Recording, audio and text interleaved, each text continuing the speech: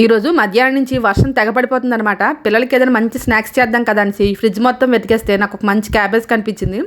దీంతో ఏం చేయొచ్చమ్మా స్నాక్స్ అని యూట్యూబ్ మొత్తం వెతికాను. యూట్యూబ్లోనైతే క్యాబేజీ మంచూరియా చూపించారనమాట.